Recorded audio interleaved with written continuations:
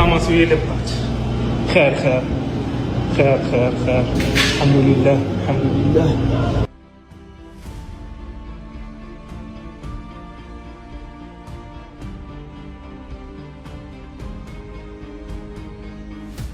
وتجدد مرة أخرى التأكيد أن المقاربة المبنية على الحوار هي السبيل الوحيد لمعالجة مختلف الإشكالات التي تواجهها بلادنا. ما نعطيهمش الهديه ديال التخريب والعنف.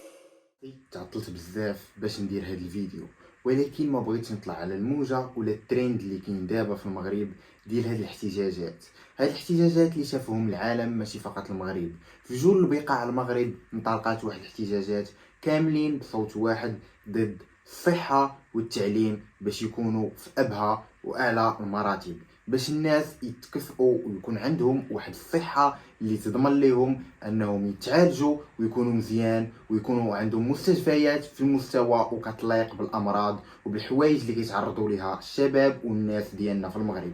وكذلك التعليم اللي كنشوفوا انه متراجع بزاف ومكلاسي 122 عالميا، في ظل ان عندنا بزاف ديال الجامعات وبزاف ديال المدارس ما مكلاسينش كاع في العالم. هذا الشيء اللي خلى ان الشباب المغربي ولا جينيراسيون زيد كما كتعرف انهم يخرجوا للشارع ويطالبوا بالحقوق ديالهم سلميا، ولكن من طرف القمع اللي تعرضوا ليه اضطروا ان بعض الناس يخرجوا على هذا النطاق السلمي ويديروا بعض الاحتجاجات اللي كان منها تخريب وشغب وعنف ضد الاجهزه والسلطات الامنيه. وهذا الشيء كامل اللي حنا عارفينه انه ما غيؤدي حتى شي حاجه وانه ما غيعطي حتى شي تغيير، قدر بانه غادي يعطينا واحد الضرر اللي كبير لا لينا حنايا لا للمجتمع ديالنا ولا الوطن ديالنا. هذا الشيء كامل غادي ندويو عليه في الفيديو وغادي نعرفوه وغادي نعرفوا الاسباب وكيفاش انطلق هذا الشيء وكيفاش بدات وكيفاش الناس باقيين كيتعاملوا مع هذا الشيء دابا، واش هذه الاحتجاجات غادي توقف والرئيس الحكومه وكذلك الحكومه غادي تستجب المطالب ديال هاد الشباب ولا لا. هذا الشيء كامل غادي نتعرفوا عليه مرة انترو قصير ونتلاقاو.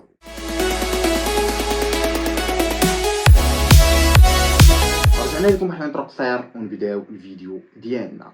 ما يمكنش تكون شاب مغربي وفي هاد الايامات ما طلعش لك في مواقع التواصل الاجتماعي الاحتجاجات اللي دايرها جين زيد. اولا غنبداو بنعرفوا شكون هو جين زيد. جين زيد هما لا جينيراسيون اللي تزادت من 1995 حتى ل 2010. فإلا كنتي انت العمر ديالك ما بين 1995 و 2010 فانت كتعتبر من جينيراسيون زيد. وجينيراسيون زيد فهي كتعتبر من اواخر الجينيراسيونات اللي كاينين، وكاينين قبل منها جينيراسيون اكس و ايغريك و بي وكذلك ا ديال الناس اللي بحال والدينا وجدودنا وكذلك الناس الكبار اللي كنعرفوا من العائله ولا حتى اللي كيجيونا.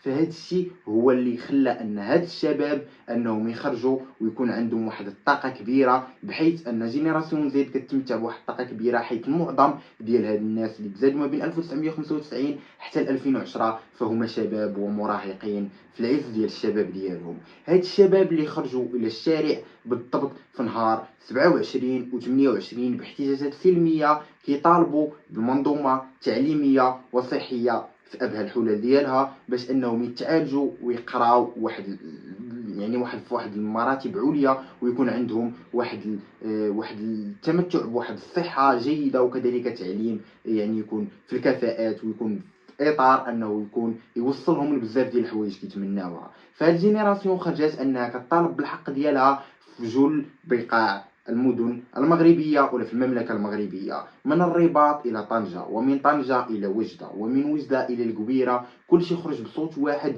كيطالبوا بالتعليم وكيطالبوا بالصحة وكيطالبوا بفرص الشغل للشباب. هاد الناس اللي خرجوا ولا كيفاش بدات بعد هاد الثورة ولا كيفاش بدات هاد بين قوسين هذه الاحتجاجات. بدات هذه الاحتجاجات بواحد السيمانه قبل، حيث في مدينه اكادير بالضبط النواحي ديال مدينه اكادير في واحد المستشفى ديال الدوله ولا مستشفى عمومي كما كنقولوا ماتوا فيه 6 ديال العيالات ولا 6 ديال الحوامل، بحيث انهم كانوا مشاو تما يولدوا في بعض ولدوا بالولاده القيصريه وبالعمليه فماتوا هاد 6 ديال العيالات كاملين. وخرجوا الناس ديال عائلاتهم والناس المحيطين بهم في احتجاجات سلميه كيقولوا ان هاد المستشفى مستشفى الموتى، ولا سموه بمستشفى الموتى حيت بزاف ديال الناس ماتوا فيه، وخصوصا اللي شعل النار ديال الفتيل واللي خرجهم انهم يحتجوا هما الموت ديال هاد 6 ديال العيالات، وماتوا كاملين بنفس الطريقه وهما كيولدوا. فهاد الناس خرجوا للاحتجاجات، وكان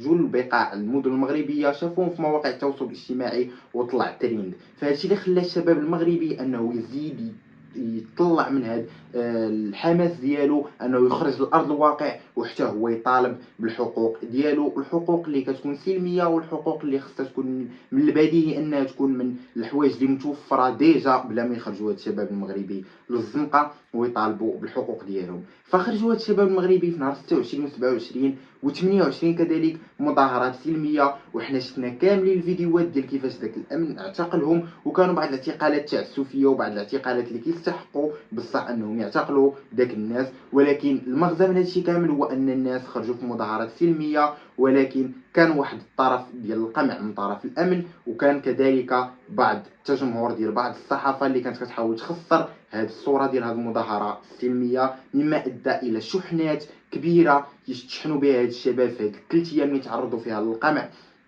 باش انهم يقدروا انهم يديروا هاد الاحتجاجات. فالاحتجاجات في القانون المغربي كتقول ان الا بغيتي دير اي احتجاج خاصك واحد الرخصه، وممكن انها تكون رخصه شكليه، ولكن خاصك ضروري تطلب الاذن من السلطات المختصه في داك المدينه، وتقول لهم وتصرح لهم على البلاصه والساعه بالضبط فوقاش غادي دير داك الاحتجاجات، باش يوفروا واحد الامن لي بروتيجي ذلك الاحتجاج، باش انها ما تخرجش ولا ما تكونش انفلاتات امنيه. فهذا الشيء اللي كيدعيو بعض الناس انه علاش كانوا كيتشدوا داك الناس، ولكن بعض الناس واللي كانوا في داك عين المكان كيقولوا اننا خدينا تصاريح وهذه حقنا اننا نحتجوا، والمغرب فهو بلد حريه التعبير.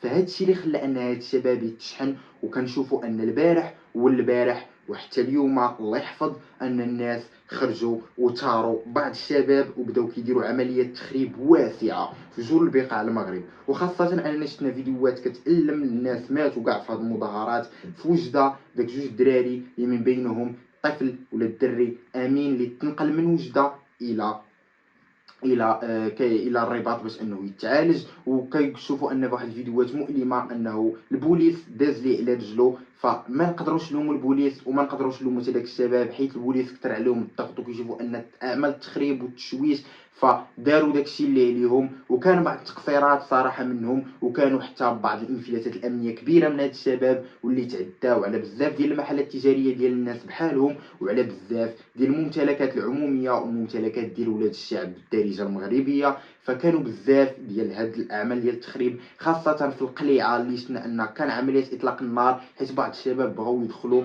لواحد المركز ديال الدرك الملكي، فاضطروا هذوك 3 ديال لي جوندارم اللي تما ولا الدرك الملكي انهم يتيريو ولا يستخدموا السلاح، بحيث في القانون المغربي الا دخلتي على شي مقر ديال الامن ولا ديال السلطه فكيتعتبر بحال القشله بحال بيز، فعندهم الحق انهم يتيريو فيك وانهم يستخدموا السلاح الوظيفي ولا المهني ديالهم. فكانوا بزاف ديال اعمال التخريب في جل مدن المغرب، بحال مدينتي انا فين ساكن اللي هي مدينه سلا كانوا فيها اعمال تخريب كثيره شملات بزاف ديال الملحقات الامنيه، وكذلك بزاف ديال المحلات ديال الناس والسيارات والدراجات الكهربائيه ديال الناس. فكانوا اعمال فوضى كبيره، وكذلك في وجده وكذلك في الدار البيضاء وبزاف ديال المدن. ولكن هادشي ما كيخليناش اننا نشوفوا ان بزاف ديال المدن كانوا فيها مظاهرات سلميه منين بداو حتى البارح، بحال مدينه تطوان اللي كانوا فيها مظاهرات سلميه واللي بداو بسلميه ونعاوها بسلميه، وكذلك مدينه طنجه اللي بدات سلميه وانتهت سلميه.